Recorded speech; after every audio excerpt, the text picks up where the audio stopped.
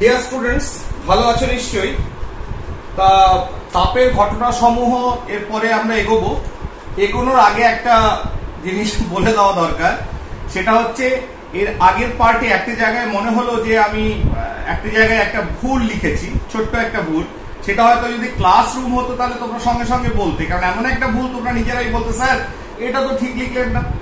কিন্তু এখানে তো ভুল শোধরানোর জায়গাটা নেই, ঠিক আছে না? যেটা হয়ে গেছে পরে মনে হলো যেন ভুল করেছি, আমি ভিডিও দেখে মনে হলো হ্যাঁ একটা জায়গায় একটু ছোট্ট ভুল হয়ে গেছে, ঠিক আছে, সেটাকে একটু ঠিক করে নেব। সেটা হচ্ছে যখন আমরা রৈখিক প্রসারণ গুণাঙ্ক আলফা লিখেছি, বিটা আর গামা তিনটের ভিতর সম্পর্ক লিখেছিলাম, সেক্ষেত্রে আমরা দেখেছিলাম ভ্যালু থেকে আয়রনের ক্ষেত্রে আমি বলেছিলাম যে দেখা যাচ্ছে যে আলফার ভ্যালু যেটা এসছে 12 × 10⁻⁻6 পার ডিগ্রি সেলসিয়াস, তেমনি বিটা এসছে 24 × 10⁻⁻6 পার ডিগ্রি সেলসিয়াস, আর গামা এসছে 36 × 10⁻⁻6 ডিগ্রি সেলসিয়াস। তাহলে তিনটে ভ্যালুকে যদি কম্পেয়ার করি তাহলে দেখা যাচ্ছে তোমার beta is equal to twice of alpha, alpha দ্বিগুণ, আর gamma is equal to thrice of alpha. তাহলে এটাকে যদি একসঙ্গে লিখি, alpha is equal to beta by 2, ঠিক আছে, বিটা সমান 2 alpha is equal to gamma by 3। এই পয়েন্টটায় আমি ভুল করে 2 লিখেছিলাম, ঠিক আছে, কিন্তু লজিক্যালি তোমরা নিজেরাই বুঝতে পারছো যে সম্পর্ক কি হবে। Alpha is equal to beta by 2 gamma by 3, not 2। এখানে আমি 2 লিখেছিলাম, এটাকে একটু ঠিক করে নেবে। আর এদের ভিতর সম্পর্ক দেখো, সম্পর্কটা এটা কি করে এলো, এটাকে আমরা থিওরিটিক্যালি আমরা এখানে নেই, হায়ার ক্লাসে আছে, তার ভিতর আমি একটা প্রমাণ করে দিয়েছিলাম যে beta is equal to twice alpha, প্রমাণটা আমি করে দিয়েছিলাম, ঠিক আছে, আর এটা সম্পর্কে আমি বলেছিলাম, ফাইন। কিন্তু এই জায়গাটা একটু তোমরা ঠিক করে নেবে, ঠিক আছে। এইবার নেক্সট চলে আসি, সেটা হচ্ছে গ্যাসের প্রসারণ। তাহলে গ্যাসের প্রসারণকে যখন আমি দেখব তখন ন্যাচারালি কি হচ্ছে, কোনো একটা পাত্রে রেখে সেই পাত্রের আয়তনটাকে আমি দেখি, ঠিক আছে, সেই কতটা প্রসারিত হয়েছে, এবং তার ইনস্ট্যান্স বিভিন্ন জায়গায় পাই। সেটা হচ্ছে গ্রীষ্মকালে তোমার টায়ার ফেটে যায়, বেলুন ফেটে যায়, কারণ এগুলো ফুলে যায়, আয়তনে বড় হয়ে যায়। একটা গ্যাস সিলিন্ডার রয়েছে, গ্যাস সিলিন্ডারের ভিতর গ্যাস রয়েছে, তাকে যদি হিট পায় তাহলে সেটা ব্লাস্ট হয়। তার মানে কি গ্যাসের প্রসারণ হয়। কিন্তু এই গ্যাসের প্রসারণ যখন কনসিডার করব, এখানেও একটু কিন্তু আছে। কিন্তু মানে সলিডের মতো তো আমি নিয়ে সরাসরি হিট দিতে পারছি না, কোনো একটা পাত্রে রেখে করতে হচ্ছে। কিন্তু আমরা যেটা জানি যে গ্যাস মলিকুলস যেগুলো রয়েছে, সেই গ্যাসের মলিকুলস গুলো তাদের কি হচ্ছে, আকর্ষণ বল খুব কম থাকার জন্য বিভিন্ন দিকে এমনিতেই তারা ছুটে বেড়াচ্ছে। ন্যাচারালি যখন আমি হিট দেব তখন কি হবে, তাদের প্রসারণ অনেক বেশি হবে।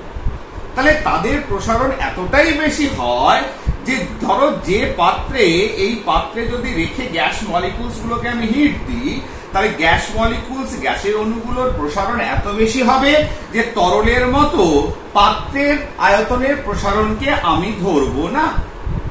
তার মানে যেটা তরলের ক্ষেত্রে করেছিলাম, কিন্তু কি হচ্ছে গ্যাসের ক্ষেত্রে পাত্রের প্রসারণ মানে কম্পারেটিভলি গ্যাসের অণুর প্রসারণ যেটা ঘটছে, গ্যাসের প্রসারণ যেটা ঘটছে, তার তুলনায় পাত্রের প্রসারণ যেহেতু নেগলিজিবল, ঠিক আছে, তাই এক্ষেত্রে যখন আমি গ্যাসের প্রসারণকে কনসিডার করব, তখন এই যে পাত্রে, যেটা তরলের ক্ষেত্রে হয়েছিল, পাত্রের প্রসারণ এটাকে আমি ধরবো না, ধরার দরকার নেই। তাহলে বলবে স্যার কিন্তু কেন? তা তো ইজি হয়ে গেল। যেমন কঠিনের প্রসারণ হয়েছে, গামা বেরিয়েছে, এক্ষেত্রেও গামা বেরোবে। এক্ষেত্রে একটা জিনিস তোমরা জানো, সেটা বয়েলের সূত্র। সেটা বয়েলের সূত্র তো তোমরা পড়েছো, যে আমরা চাপ, যখন গ্যাসের আয়তনের ওপর চাপেরও একটা সম্পর্ক আছে। তাহলে চাপ বাড়ালে আয়তন কমে যাবে। এখানে যদি আমি চারিদিকে প্রেসারটাকে বাড়িয়ে দিই, ন্যাচারালি আয়তন কমে যাবে। তাহলে যখন চাপের সঙ্গে আয়তনের একটা সম্পর্ক রয়েছে, চাপ এবং আয়তন যেটা ব্যস্তানুপাতিক সম্পর্ক যুক্ত, তাহলে কি হচ্ছে, চাপ যেহেতু এখানে এফেক্ট ফেলতে পারে, তাই যখন আমি টেম্পারেচার এবং তোমার আয়তনের প্রসারণ সেটাকে কনসিডার করব, সেটাকে দেখব, তখন অবশ্যই চাপটাকে স্থির রাখতে হবে, পিটাকে স্থির রাখতে হবে। তার কারণ চাপ তো ইন্টারফেয়ার করবে, ঠিক কিনা? তার কারণ হচ্ছে তুমি উষ্ণতা বাড়াচ্ছ, আয়তনের প্রসারণ দেখছো কার? গ্যাসের। ফাইন। এবার যদি চাপটাকে স্থির মানে কনস্ট্যান্ট না করো, তার মানে চাপের জন্য তো আয়তনের পরিবর্তন হয়, প্রসারণ প্রভাবিত হবে। তার মানে এক্ষেত্রে যেটা কনসিডার করব, এক্সপেরিমেন্টটা করব, সেটা অবশ্যই স্থির চাপে করতে হবে। কি চাপে? স্থির চাপে। সেই জন্য এক্ষেত্রে যে প্রসারণ গুণাঙ্ক পাবো সেটা অবভিয়াসলি ভলিউম এক্সপ্যানশন কোএফিশিয়েন্ট, আয়তনের প্রসারণ গুণাঙ্ক। আমি আয়তনই একমাত্র পাচ্ছি গ্যাসের ক্ষেত্রে, সেটা এট কনস্ট্যান্ট প্রেসার। তাহলে গ্যাসের যে আয়তন প্রসারণ ঘটছে, গ্যাসের প্রসারণ মানে গ্যাসের আয়তন প্রসারণ, ঠিক না? তার তো রৈখিক বা ক্ষেত্রফল হতে পারে না। তাহলে আয়তন প্রসারণ গুণাঙ্ক যেটা বার করব সেটা অবশ্যই কনস্ট্যান্ট প্রেসার। 1 2 নম্বর, তাহলে 1 নম্বর হচ্ছে এই এক্সপেরিমেন্টটা করতে গিয়ে এটা কিন্তু বললাম, 1 নম্বর হচ্ছে চাপ স্থির থাকবে যখন এই প্রসারণটা করব। আর 2 নম্বর হচ্ছে প্রাথমিক উষ্ণতা, যেটা প্রাথমিক উষ্ণতা 0 ডিগ্রি সেলসিয়াস লাগবে। তরল বা কঠিনের ক্ষেত্রে যে কোনো উষ্ণতা থেকে আমি শুরু করতে পারি, ঠিক। কিন্তু গ্যাসের যেহেতু প্রসারণ খুব বেশি হয়, তার মানে এক্সপেরিমেন্ট করা মুশকিল। তারপরে যখন হায়ার টেম্পারেচার, বেশি টেম্পারেচারে এই উষ্ণতার পরিবর্তন করব, ধরো দেখা গেল যে 50 ডিগ্রি সেলসিয়াস থেকে 1 ডিগ্রি বাড়ালাম, ধরো 51 ডিগ্রি সেলসিয়াস। তাহলে হায়ার টেম্পারেচার যখন যাব তখন সেটাকে কন্ট্রোল করা মুশকিল, প্লাস প্রসারণের কিছু গোলমাল হয়। সেই জন্যই আমরা অবশ্যই প্রাথমিক উষ্ণতা এখানে 0 ডিগ্রি সেলসিয়াস রাখবো। তার মানে 0 থেকে কতটা বাড়াবো? 1 ডিগ্রি সেলসিয়াস বাড়াবো, ঠিক আছে না? তারপর টেম্পারেচার ডিফারেন্সটা তোমার এই রেঞ্জে রাখতে হবে। তার প্রাথমিক উষ্ণতা 0 ডিগ্রি হবে এবং অন্তিমটা তোমার 1 ডিগ্রি করতে পারো, 2 ডিগ্রি করতে পারো, তোমার যেটা মন, কিন্তু 0 ডিগ্রি থেকে শুরু করতে হবে। তাহলে এই দুটোকে আমাদের অবশ্যই মাথায় রাখতে হবে, ঠিক আছে? তাহলে সেই দুটো যদি মাথায় রাখি, তাহলে ধরো 0 ডিগ্রি সেলসিয়াস উষ্ণতা, যেটা প্রাথমিক উষ্ণতা T1, T1 এ আয়তন হচ্ছে V0। তাহলে T ডিগ্রি সেলসিয়াস উষ্ণতা, এটা ধরো T2, তাহলে এটা হবে কি আয়তন? VT। ক্লিয়ার? তাহলে আমরা যেহেতু চ্যাপ্টারটা পড়ে আসছি, আমরা সবাই জানি, তাহলে কি হবে? VT minus V0 is proportional to, কি হবে? কার সঙ্গে প্রপোর্শনাল? সমানুপাতিক। ইনিশিয়াল V0 P স্থির, আর তার সঙ্গে সঙ্গে আরেকটা, সেটা তো গ্যাসের মাস আর কি, ভর, তাকে স্থির রাখলে, ঠিক আছে, নির্দিষ্ট ভর নিয়ে কাজ করলে। তাহলে এইটাকে কনসিডার করছো, ঠিক আছে? এটাকে যেহেতু এখানে স্পেশাল একটা জিনিস আমি করতে হচ্ছে, এটাকে লিখছি। ঠিক একইভাবে তোমার VT মাইনাস V0 কার সঙ্গে সমানুপাতিক? Temperature difference. টেম্পারেচার ডিফারেন্স কি? T2 মাইনাস T1 মানে হচ্ছে T মাইনাস 0, ঠিক আছে? তাহলে গ্যাসের ভর এবং চাপ স্থির থাকলো। ফাইন। এইবার তাহলে এখান থেকে কি আসছে? তাহলে gamma P at constant pressure is equal to, কি পেলাম আমরা? পেলাম হচ্ছে, যেটা আগেটাও আমি করেছি, বা এখান থেকে সরাসরি আবার দেখানোর দরকার নেই, VT minus V0 by V0 into T minus 0 কত হবে? T। এটা একবারে সরাসরি লিখলাম, অত বারে বারে লেখার দরকার নেই, তুমি সেটুকু বোঝো সব। তাহলে এই ফর্মটা আমি পেলাম, ক্লিয়ার? তার মানে এইবার দেখো, এই যে ফর্মটা আমি পেয়েছি, গামা পি আয়তন, গ্যাসের আয়তন প্রসারণ গুণাঙ্ক at constant pressure is equal to আয়তনের পরিবর্তন ডিভাইডেড বাই প্রাথমিক আয়তন ইনটু টেম্পারেচার। ক্লিয়ার? তাহলে এর ক্ষেত্রেও তোমার কি হবে? একক যদি বলা হয়, তাহলে এটাও তোমরা জানো যে আয়তনের পরিবর্তন ডিভাইডেড বাই আয়তন, তার মানে সেন্টিমিটার কিউব বা যেভাবে সিসি যেভাবেই ইয়ে করো না কেন, তাহলে দুটো আয়তনের একক কেটে যাচ্ছে, তাহলে পার ডিগ্রি সেলসিয়াস বা পার কেলভিন।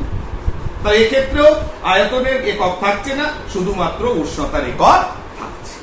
ঠিক আছে, এইবার গ্যাসের ক্ষেত্রে যদি এটাকে এই যে ইকুয়েশনটা পেলাম, কি পেলাম, gamma P is equal to উষ্ণতার পরিবর্তন ভিটি মাইনাস ভি0 বাই ভি0 ইনটু, এটাকে যদি চার্লসের সূত্রের সঙ্গে আমি কম্পেয়ার করি,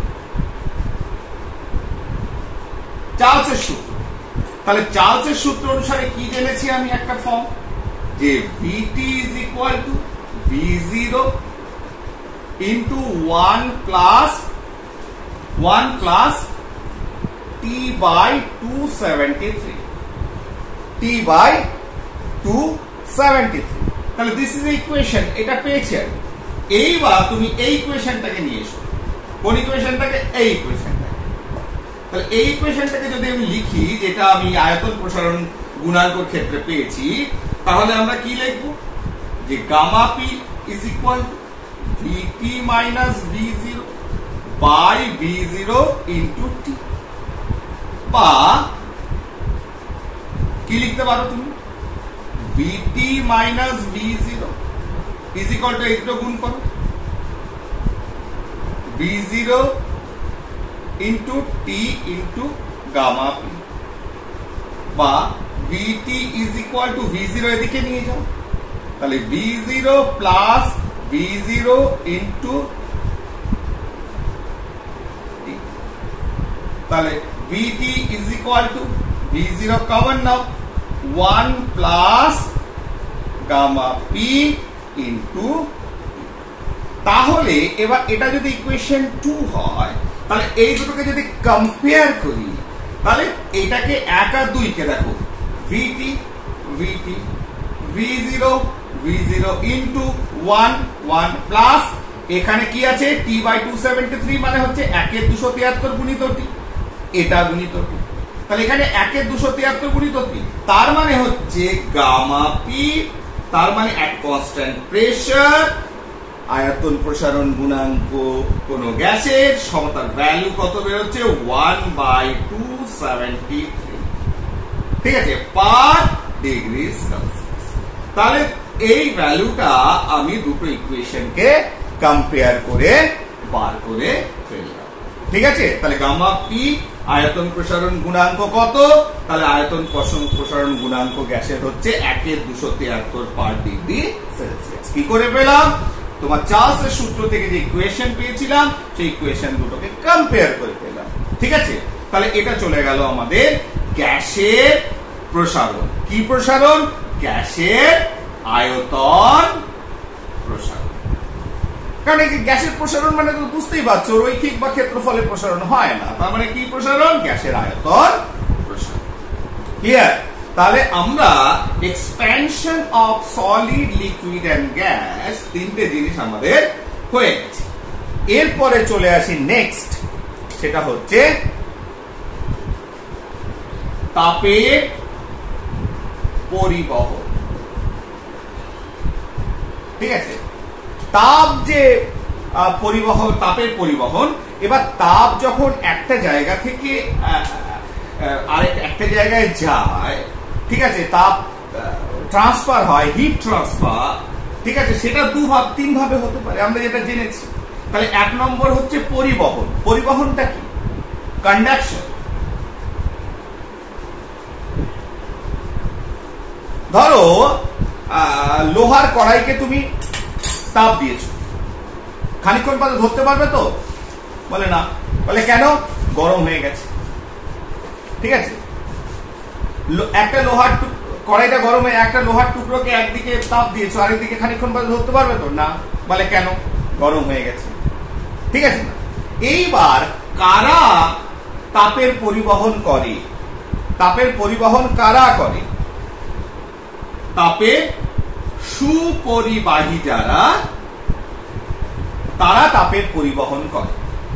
ঠিক আছে, কন্ডাকশন বা পরিবহন করে তাদের যারা তাপের সুপরিবাহী, আর যারা করে না তাদের কুপরিবাহী বলে। তাহলে সুপরিবাহী যারা তাপের পরিবহন করে তারা কি করে? তাপটাকে ট্রান্সফার করে, হিটটাকে ট্রান্সফার করে from one end to another end, একদিক থেকে আরেকদিকে। যেদিকে বেশি, সেটা ক্লাস 9-এ ক্যালোরিমিতির সূত্রে আমরা দেখেছি, যেদিকে বেশি উষ্ণতা থাকে সেদিক থেকে তাপটা, যেদিকে কম উষ্ণতা রয়েছে যে পৃষ্ঠে সেদিকে তাপটা তোমার কি হয়? পরিবাহিত হয়, তাপের পরিবহন ঘটে। Like that. কিরকম? ধরো হচ্ছে যে এখানে একটা পাত্রে জল রাখা আছে,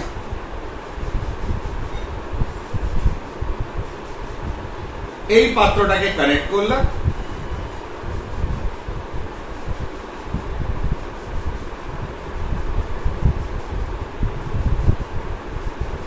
আরেকটা পাত্রের সঙ্গে। ন্যাচারালি জলের ফ্লো যেটা বেশি উচ্চতায় আছে তার পটেনশিয়াল এনার্জি বেশি রয়েছে, স্থিতিশক্তি বেশি রয়েছে, সেখান থেকে জল অবশ্যই নিচে পড়বে। তেমনি ক্যালোরিমিতির সূত্র থেকে দেখেছি যে বেশি উষ্ণতার এন্ড থেকে কম উষ্ণতা যেদিকে রয়েছে সেই দিকে তাপের পরিবহন ঘটে। ঠিক আছে? তাহলে এটাই হচ্ছে পরিবহন। কারা পরিবাহিত করবে তাপকে একদিক থেকে আরেক দিকে? সেটা হচ্ছে যারা তাপের সুপরিবাহী পদার্থ, যেমন সোনা, রূপা, পেতল, বিভিন্ন ধরনের অ্যালয় যেগুলো রয়েছে, শঙ্কধাতু, এরা সবাই হচ্ছে তাপের সুপরিবাহী। আর কুপরিবাহী কারা? যেমন কাঁচ, কাঠ।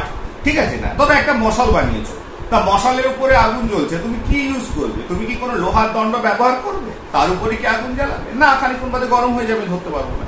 আমি সেটা হয় কাঠের করব, না হলে সেটা কাঁচের করব, যাতে তাপটা পরিবাহিত হতে না পারে, এক এন্ড থেকে অন্য এন্ডে যেতে না পারে। ঠিক আছে না? এইগুলোর বিভিন্ন ধরনের এক্সাম্পলস রয়েছে, সেটা নিয়ে কোনো নয়। যেমন ধরো তোমার কোন একটা ঘরের ভেতর খড়ের চালের ঘর রয়েছে, খুব আরামদায়ক লাগে। তার মানে কি? খড়ের চালের ভেতরে যে ঠান্ডাটা থাকে বায়ুটা, সেটাকে বাইরের বায়ুটা গরম করতে পারছে না। তার মানে কি? আর বায়ু যেটা রয়েছে সেটা হচ্ছে ব্যাড কন্ডাক্টর, কুপরিবাহী তাপে। ন্যাচারালি সেই ঠান্ডাটা ভেতরে রাখছে, বাইরে গরম হাওয়া ঢুকতে পারছে না। ঠিক আছে না? তার কারণ মাটির দেওয়াল, খড়, এগুলো হচ্ছে ব্যাড কন্ডাক্টর, অর্থাৎ কুপরিবাহী, ফলে সেগুলো বাইরের গরম হাওয়াটাকে ভেতরে ঢুকতে দিচ্ছে না। তার মানে ভেতরে বায়ুটা ঠান্ডা থাকছে। ঠিক আছে? আবার শীতকালে যদি দেখো বাইরেটা ঠান্ডা, ঘরের ভেতরটা তোমার গরম হয়ে রয়েছে বাতাস, তাহলে বাইরের বাতাস ভেতরে বাতাস মিশতে পারছে না, বা হিটটাকে ট্রান্সফার হতে দিচ্ছে না, কারণ খড়ের চাল, মাটির দেওয়াল, এগুলো সবই হচ্ছে তাপের কুপরিবাহী পদার্থ। সেই জন্য দেখবে যে খড়ের চালের ঘর খুব আরামদায়ক, কমফোর্টেবল। ঠিক আছে? যাই হোক, তাহলে এরকম ডিফারেন্ট এক্সাম্পলস রয়েছে যেখানে তাপের সুপরিবাহী কুপরিবাহী পদার্থের কথা বলা হয়েছে। এবার আমরা যদি একটু এটাকে অ্যানালাইজ করি যে যেহেতু তাপের সুপরিবাহী কারা কিভাবে করে, তাহলে যেমন এক্সপ্যানশন বলেছিলাম যে তাপের কি করে অণুগুলোর ভেতরে সাইজ বাড়ছে, তেমনি পরিবহন, তাপের পরিবহন কি করে হয়, হাউ ইট হ্যাপেন, কি করে হয়, সেটা হচ্ছে যখন তুমি কোনো একটা তাপের পরিবাহীকে তাপ দিলে তখন এদের ভেতর যে অণুগুলো রয়েছে, এই অণুগুলো হচ্ছে চার্জ পার্টিকেল, এখানে প্রোটন এবং ইলেকট্রন রয়েছে। ঠিক আছে? তাহলে এরা যখন তাপ পেল তখন এদের ভেতর ভাইব্রেশন তৈরি হয়, এরা অর্থাৎ কাঁপতে আরম্ভ করে, অর্থাৎ ইট গেইনস কাইনেটিক এনার্জি, এরা গতিশক্তি অর্জন করে। যখন এরা গতিশক্তি অর্জন করলো তখন এর চায় যে কাইনেটিক এনার্জিটা এখানে ট্রান্সফার করবে।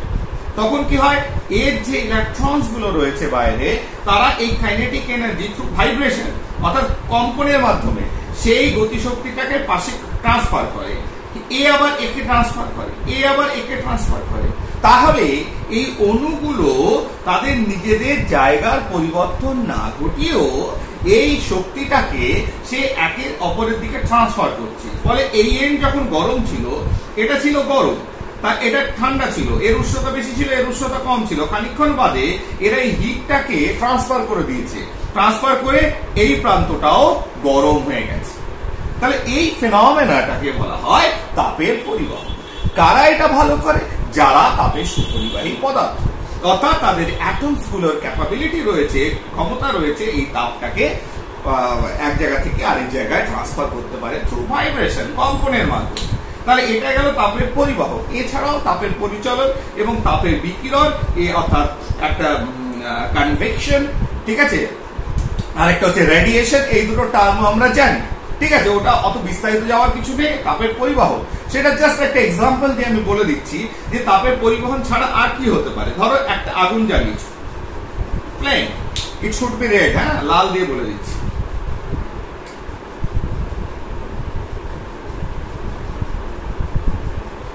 ঠিক আছে না? এবার আগুন জ্বালালে কি হবে? তাহলে এখানে আশেপাশে বায়ু রয়েছে, বায়ু থাকলে কি হবে, এখানে যে বায়ুগুলো রয়েছে তারা তাপকে পরিবহন করতে পারছে না, কিন্তু যখনই গরম পেল এই বায়ুগুলো গরম হল। বায়ুর যে ছোট ছোট পার্টিকেলস গুলো রয়েছে, অণু রয়েছে তার ভেতরে, সেগুলো সব গরম হল। তাহলে গরম হওয়ার পর তারা কি হবে, ঠান্ডা হালকা হয়ে উপরে উঠে গেল। উপরে উঠলে কি হবে, উপরের যে বায়ুটা রয়েছে সেই উপরে বায়ুটা ঠান্ডা, তারা কি হবে, নিচের দিকে নেমে আসবে।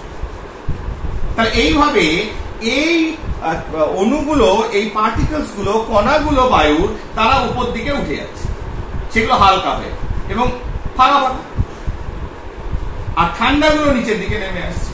এইভাবে তারা নিজেরা ক্যারি করছে হিটটাকে। এটাকে তাপের পরিচলন বলে। অর্থাৎ যেখানে উপাদান কণাগুলো তারা হিটটাকে নিয়ে যায়, যার জন্য একটা আলো যখন জ্বলে, আগুন জ্বলে, তার ওপর দিকে বেশি গরম লাগে, কারণ তারা নিজেরা ক্যারি করে ওপর দিকে উঠছে হালকা হয়ে, আর ভারীগুলো চারিদিক থেকে নিচের দিকে নেমে এসে আবার গরম হয়, গরম হয়ে ওপর দিকে ওঠে। তাহলে যেটা আমরা কোনো জল গরম করলেও একই প্রসেস দেখতে পারি, যে উপরের জলটা নিচের দিকে নামছে, নিচের জলটা উপর দিকে আসছে, ইটসেলফ ক্যারি দ্য হিট, হিটটাকে ক্যারি করছে। ঠিক আছে, এটাকে তোমার পরিচলন পদ্ধতিও বলে। ঠিক আছে, এটা ভূগোলের ক্ষেত্রেও পরিচলন, বায়ু, হ্যান ত্যান ইত্যাদিতে অনেক কিছু আছে। তাহলে এটা একটা ওয়ে অফ ট্রান্সফারিং হিট, হিটটাকে ট্রান্সফার করে নেওয়া। আবার যখন ধরো এখানে একটা আগুন জ্বলছে, এবার তুমি এখানে দাঁড়িয়ে আছো, তাহলে মাঝে মধ্যে দেখবে এর হলকা তুমি পাবে, বুঝতে পারবে যে আগুন জ্বলছে, খানিকটা গরম পাবে। এটা কিন্তু আশেপাশের বায়ুটা তোমার কাছে নিয়ে যায়নি, তারা তো উপর দিকে উঠে গেছে। তাহলে কেন তুমি দূরে দাঁড়িয়ে থেকেও একটা আগুনের ফিল করছো যে গরম? সেটার কারণ হচ্ছে এখানে যে চার্জ পার্টিকেলস গুলো রয়েছে, ঠিক আছে, প্লাস মাইনাস যে আধানগুলো রয়েছে, সেই চার্জ পার্টিকেল গুলো কিছু তরঙ্গ ছাড়ে, যেটাকে বলা হয় ইলেকট্রোম্যাগনেটিক রেডিয়েশন, তড়িৎ চুম্বকীয় তরঙ্গ।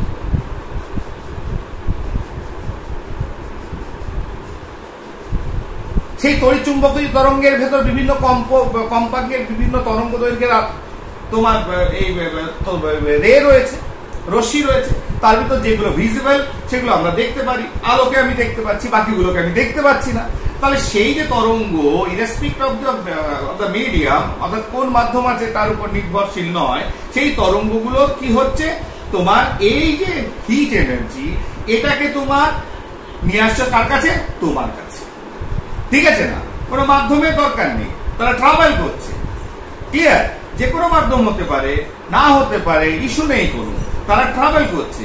তাহলে এই যে ওয়ে, যে ওয়েতে এই তরঙ্গ আকারে তোমার বিকিরণের মাধ্যমে, আমি কি বলবো, বিকিরণের মাধ্যমে হিটটাকে তুমি অনুভব করছো, তাহলে এটাই হচ্ছে বিকিরণ। তাহলে দিস ইজ অ্যানাদার ওয়ে, আরেকটা পদ্ধতি যে মাধ্যমে হিট এক জায়গা থেকে আরেক জায়গায় ট্রান্সফার হয়। ঠিক আছে, এক জায়গা থেকে আরেক জায়গায় পৌঁছায়। তাহলে পরিচলন, পরিবহন, পরিচলন আর বিকিরণ, তিনটে ওয়ে আউট আছে তাপটাকে এক জায়গা থেকে আরেক জায়গায় নিয়ে যাওয়ার জন্য। ফাইন, তাহলে এটা চলে গেল যে তড়িৎ চুম্বকীয় তরঙ্গকে আমরা কি বলছি, হিট রেডিয়েশন। ঠিক আছে, তাপের বিকিরণ বলে। তাহলে এটা হয়ে গেল। এরপরে যেটা আমরা আসবে, তাপের পরিবহনটা আমাদের কাছে কনফাইন করতে হবে এই জায়গাটায়, সেখান থেকে আসবে তাপের পরিবাহিতা, বা যেটাকে আমি কিভাবে প্রকাশ করি, তাপের পরিবাহিতাঙ্ক। দেখি বানানটা ঠিক লিখলাম নাকি? হ্যাঁ, তাপের পরিবাহিতা বা তাপের পরিবাহিতাঙ্ক, যেটা আমরা নেক্সট পার্টে আমরা তোমাদের বলবো। ঠিক আছে, এই তাপের পরিবহন থেকেই আসছে তাপের পরিবাহিতা বা পরিবাহিতাঙ্ক, অর্থাৎ কন্ডাক্টিভিটি, যেটাকে আমরা কি বলছি, কন্ডাক্টিভিটি, থার্মাল কন্ডাক্টিভিটি। ঠিক আছে, ওকে। বা কোফিশিয়েন্ট অফ পরিবাহিতাঙ্ক মানে কোফিশিয়েন্ট অফ থার্মাল কন্ডাকশন বা কন্ডাক্টিভিটি। একই জিনিস কোন বইতে পরিবাহিতা দেওয়া আছে, কারণ এটাকেই প্রকাশ করা হয় এটার মাধ্যমে, ঠিক আছে। তার মানে আর কোন বইয়ে তাপ পরিবাহিতাঙ্ক দেওয়া হয়েছে, সেটাকেই আমরা নেক্সট পার্টে দেখব। যার যত বেশি পরিবাহিতা বা পরিবাহিতাঙ্ক, তা তত পরিবহন করার ক্ষমতা, তাপ পরিবহন করার ক্ষমতা তত বেশি। তাহলে এর ভ্যালু থেকেই এর যে ভ্যালু পাবো একটা কনস্ট্যান্ট, যেমন ডিরাইভ করেছিলাম প্রসারণের ক্ষেত্রে, এর ক্ষেত্রেও করব। এবং যার ভ্যালু, যার পরিবাহিতাঙ্ক ভ্যালু যত বেশি হবে, তার পরিবহন ক্ষমতা তত বেশি হবে। Okay, thank you for this part.